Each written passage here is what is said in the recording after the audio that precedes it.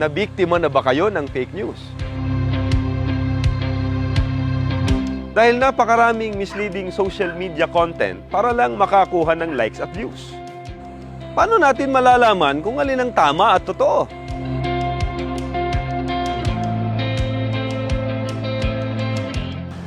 Yan ang ibabahagi po namin sa inyo sa kaalaman ng lahat.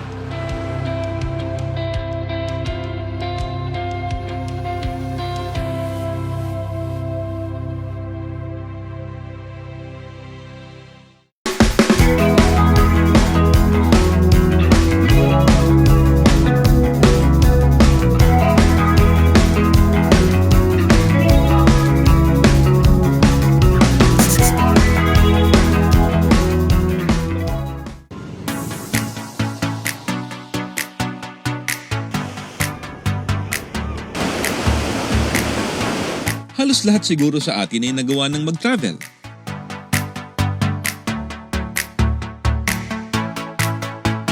Tanong lang, minsan ba napapansin nyo ang mga gusaling sambahan ng Iglesia ni Cristo?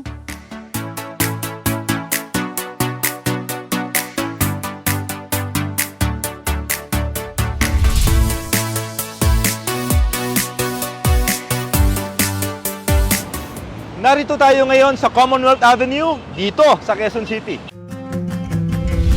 Alam niyo ba na ito ang itinuturing na widest road sa Pilipinas? Pinakamalapad na kalsada ito sa buong bansa dahil meron itong 12 lanes. At eto pa, alam niyo ba na dito rin matatagpuan ng pinakamalaking gusaling sambahan ng Iglesia ni Cristo? Ang Templo Central.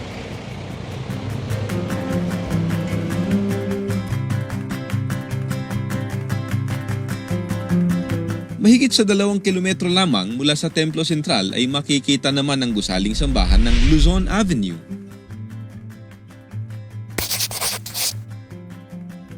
Kasunod ang sa lokal ng Commonwealth. Tapos ang lokal ng Capitol. At sa Fairview. Marami pa sa mga looban ito. Alam niyo ba na sa Quezon City pa lang ay mayroon ng humigit 70 gusaling sambahan ng Iglesia ni Cristo? At may 3 pang itinatayo.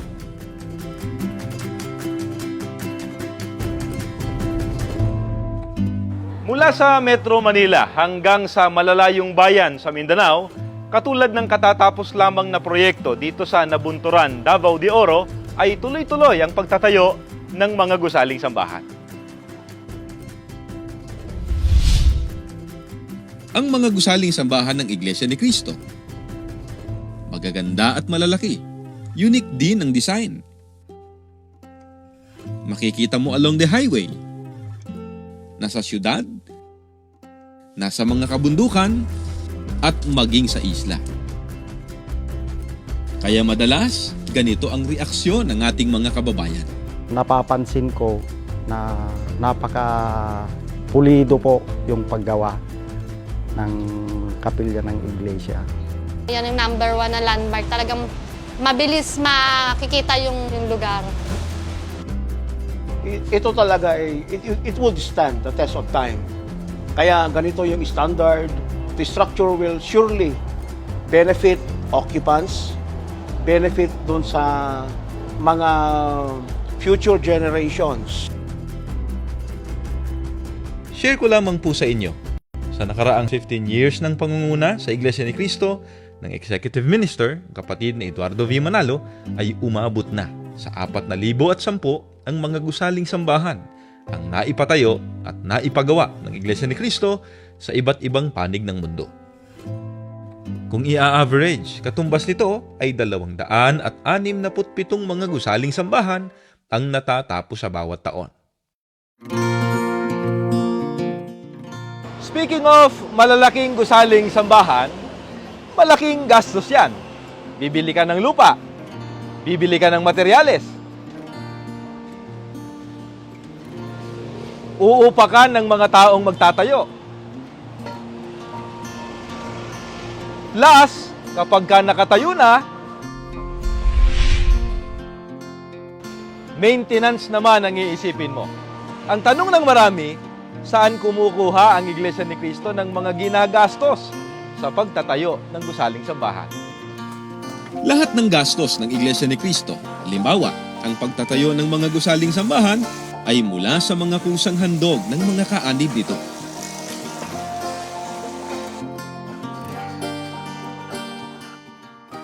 Hindi tumatanggap ang Iglesia ni Cristo ng donasyon mula sa alinmang sangay ng gobyerno at pribadong sektor. Hindi nagpapasugal para makalikom ng pondo.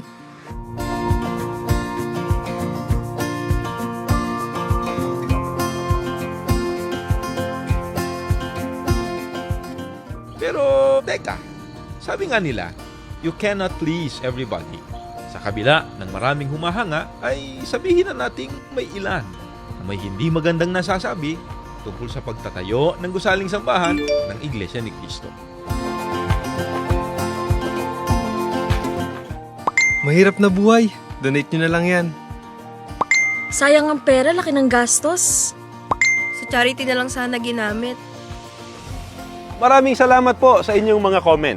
Mabuti po ay pag-aralan natin sa kaalaman ng lahat.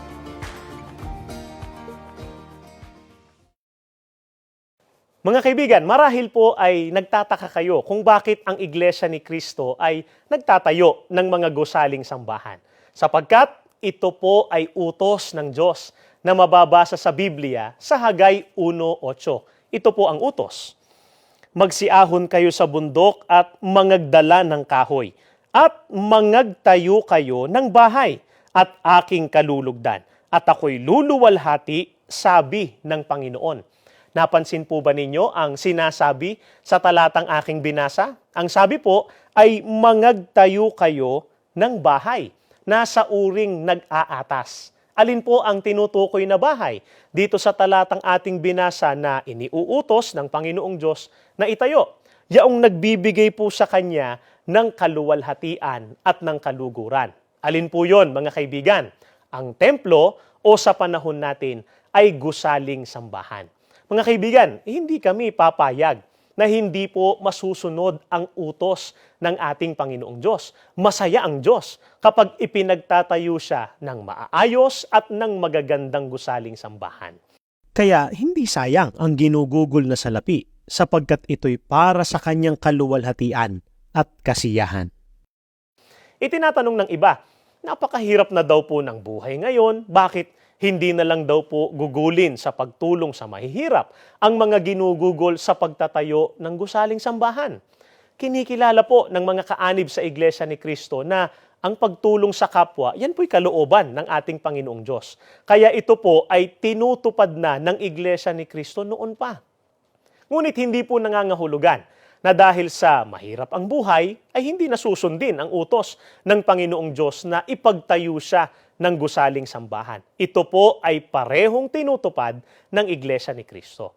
Bakit mahalaga sa Diyos at maging sa kanyang mga hinirang ang gusaling sambahan? Pakinggan ninyo dito sa unang Hari 8:43. Ganito ang ating mababasa. Pakinggan ninyo siya buhat sa langit na inyong luklukan at ipagkaloob ang kanyang hinihiling. Sa gayon, makikilala ng lahat ng tao sa lupa ang inyong pangalan at sila'y sasamba sa inyo tulad ng Israel. Matatalos nilang ang pangalan ninyo'y sinasamba sa templong ito. Napakahalaga po sa Panginoong Diyos, mga kaibigan, at sa kanyang mga hinirang, ang mga gusaling sambahan. Dahil dito po makikilala ang pangalan ng Diyos. At sa dakong ito, sasambahin ng mga hinirang ang Panginoong Diyos. Ang pagtatayo ng gusaling sambahan, mga kaibigan, ay ginagawa ng Iglesia ni Cristo hindi po para makipagpaligsahan kanino man o kaya naman ay magyabang, kundi upang ipahayag po ang kaluwalhatian ng Panginoong Diyos. Sa panig po naming mga kaanib sa Iglesia ni Cristo, sinasampalatayanan po namin na sa dakong ito pakikinggan ng Panginoong Diyos ang panalangin ng kanyang mga lingkod. Gaya nga po ng nakasulat dito sa awit 138:2 at 3. Yuyuko akong paharap sa iyong banal na templo at pupurihin ko ang pangalan mo dahil sa iyong pag-ibig at katapatan, sapagkat higit sa lahat ng bagay, iyong dinakila ang iyong pangalan at ang iyong salita. Nang ako'y tumawag, tinugon mo ako, pinalakas mo ang loob ko at pinatatag ang aking puso. Sa mga gusaling sambahan, mga kaibigan, na isasagawa ng mga lingkod ng Diyos ang pagtawag sa Kanya. Dito rin po tinutugon ng Panginoong Diyos ang mga panalangin at dito ibinibigay ng Diyos ang pangangailangan ng Kanyang mga lingkod. Marahil po ay nagtataka kayo kung bakit merong mga kaanib sa Iglesia ni Cristo kahit na abala sila o kaya naman ay pagod sila, nakikita po natin na talagang pinupuntahan nila ang mga gusaling sambahan. Ito po ang dahilan, mga kaibigan, upang dito po sila tumawag at lumapit sa atin pong Panginoong Diyos. Pwedeng-pwede rin po kayo na pumasok at pumunta sa aming mga gusaling sambahan, lalo na sa mga oras ng pagsamba o sa mga oras ng pag-aaral ng mga salita ng Diyos. Magsabi lang kayo sa mga kapatid namin o sa mga ministro.